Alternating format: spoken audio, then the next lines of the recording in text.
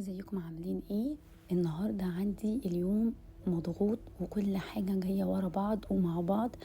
عملت اسهل واسرع اكله ممكن تتعمل، الكبده الاسكندراني. ما فيش حد ما بيحبهاش، ما فيش حد ما بياكلهاش الا قله قليله يعني. بس احنا هنعملها بطريقه سهله قوي، مش هتاخد مننا اي وقت خالص.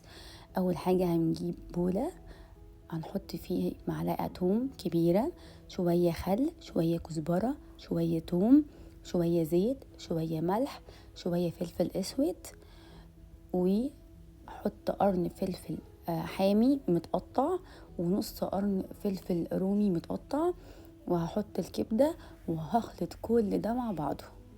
ممكن احطها في التلاجة لو انا مثلا هسيبها واعمل حاجة، هسيبها وهنزل ورايا مشوار هخلصه واجي. طبعا بتقعد في التتبيلة، كل ما بتقعد في التتبيلة كل ما بتبقى اطعم واحلى بكتير. بس انا والله كنت مستعجلة فخلصتها، ما سبتهاش حتى 5 دقايق في التلاجة.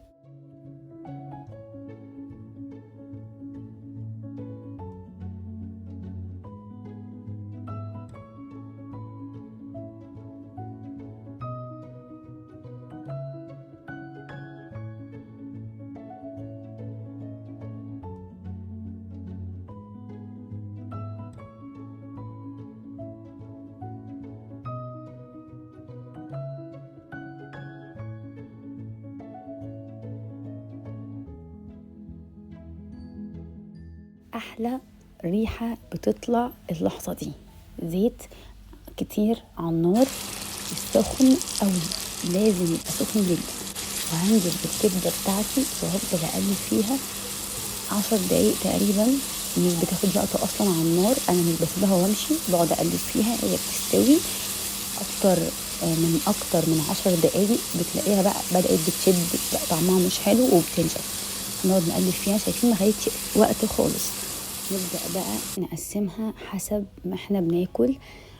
في ناس بتحب الفلفل حامي قوي، ناس مش بتحبش الفلفل كتير.